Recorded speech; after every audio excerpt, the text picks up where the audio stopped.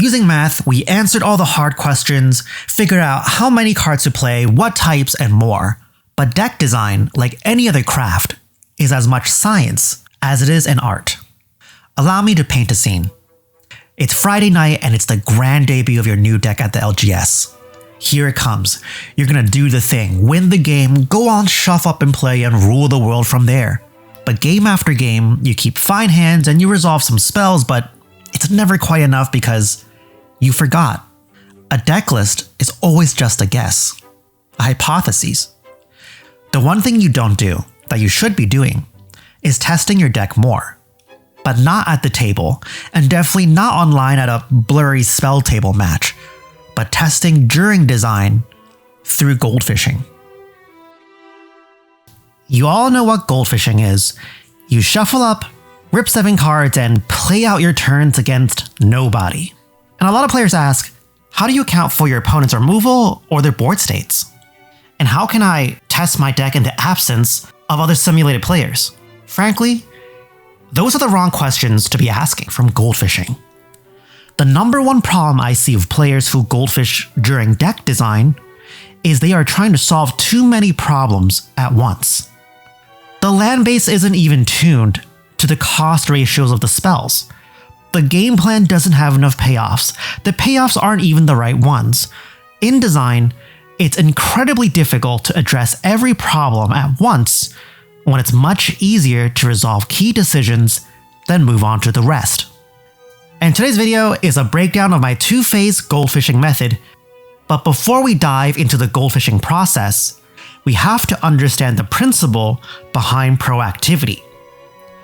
You are always rewarded to be proactive, even with a reactive deck, but we're not going to talk about that today. If your deck doesn't have a strong enough game plan, it doesn't matter how much removal it's packing or how much draw, because you're just ripping Kingmaker card after Kingmaker card and letting someone else win. Commander at any level is about resolving your game plan, and the first step to doing so, before we worry about protection because God knows I don't, yikes, is designing a deck that is posing a strong enough question for opponents to answer, or creating a strong enough threat that our opponents must respect. Our goldfishing process during deck design needs to answer the 2 fundamental parts of a strong deck: a consistent game plan and strong mulligans. And my goldfishing process is designed to answer both with the rough and the polish. Okay, before we dive into the 2 parts of goldfishing, I want to quickly shout out that for patrons, we have a deck building website that pulls in all the knowledge of everything we developed on this channel, with templates that recommend you numbers for ramp, draw, and more based on your commander's mana value, and mana curve recommendations to help refine your deck, and much more.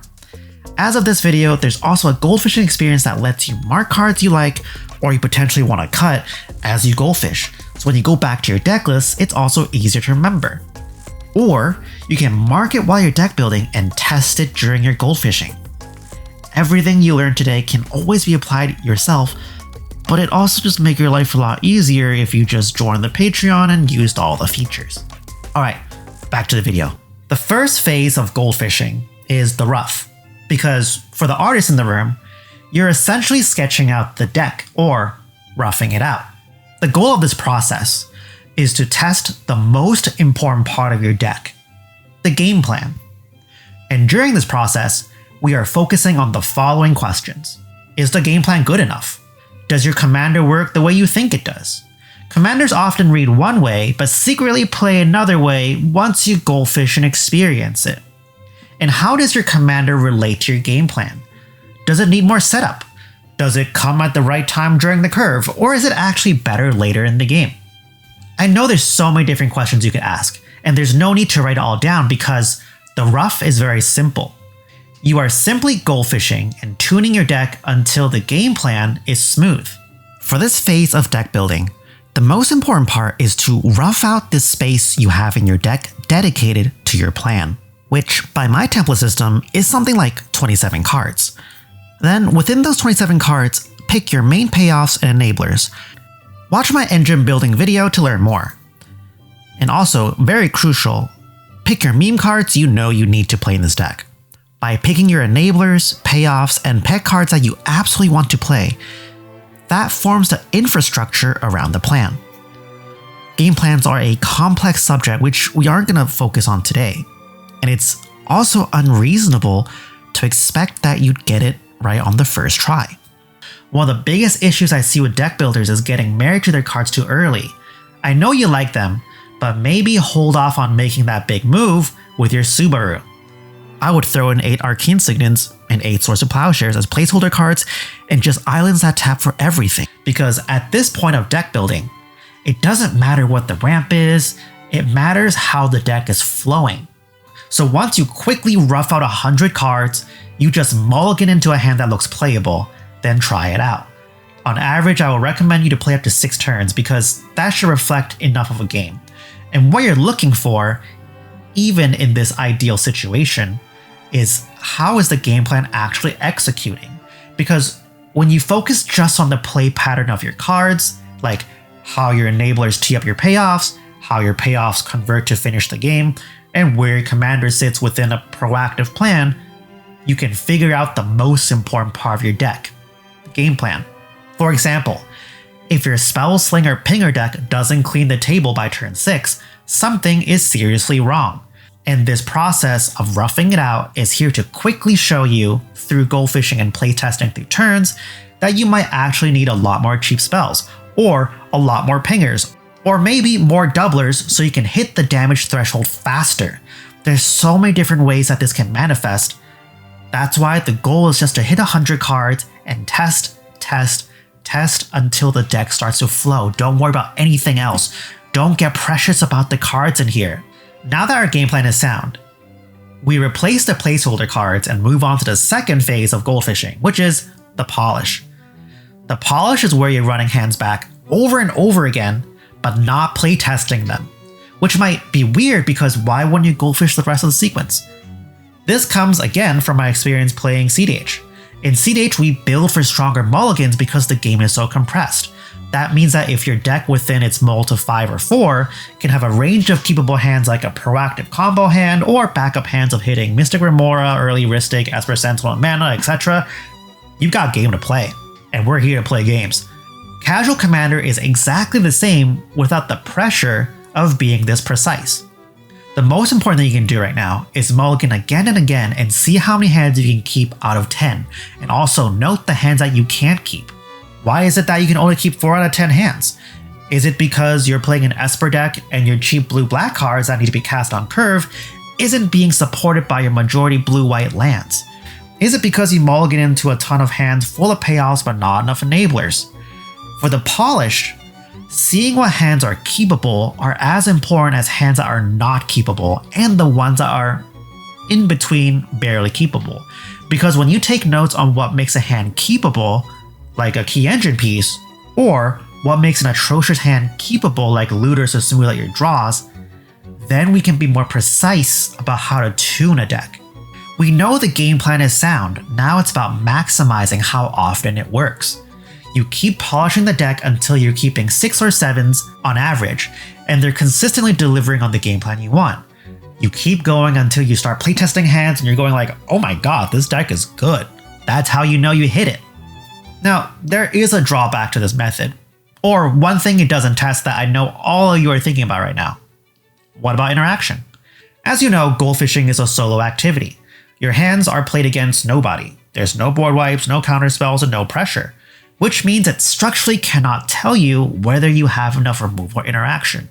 Now you can simulate a board state. That is something we can do, but the easiest thing that I have found is just integrating the right removal numbers through our template system so that when we design our deck with a good likelihood of opening or drawing removal in our games, and also then breaking them up between board wipes and different types of interaction as I talk about in this removal video, it helps remind us to play the right responses and we don't have to worry about it. Again, focus on filling 100 cards in the rough, then polish.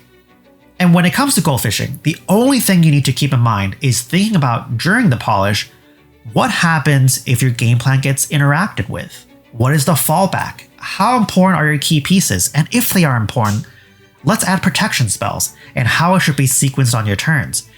This is how we address removal interaction, but the important part is still to remember that being proactive is the best thing you can do, even if you're a reactive deck.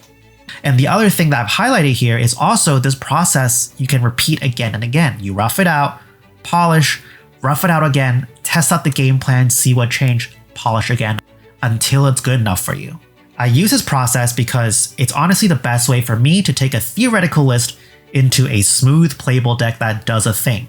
And that's also why on my deck building website, accessible to patrons, the review system is set up to follow this method because it's the fastest way for me to actually provide good feedback on what card seems to be cuttable and what the deck needs more of, and leave a comment for how to improve the deck. If you're interested in this and much more on the website, please subscribe to Patreon. So here's where we are. Every time we start drafting a deck list, it's always a guess. Until you start ripping hands and taking fake turns to see how it all relates together, you never know if this list flows. The rough tests if your game plan is strong, and the polish tests if your deck is consistent. Most Commander players skip all of this. They goldfish to see if it does the thing. But they don't really spend the time to think about how to design for stronger mulligans and use the debut night at the LGS as the first real test to see how cards land. And you can just avoid having a bad time doing nothing by at least roughing it out with goldfishing. Oh, also last time I talked about solving the power level problem. Yeah, still solved it, but I wanted this video to come out earlier. That one I gotta take my time making sure the math is all correct. But anyways, that will be coming, I think, next, maybe soon. I don't know. But let me know what you think about the goldfishing stuff.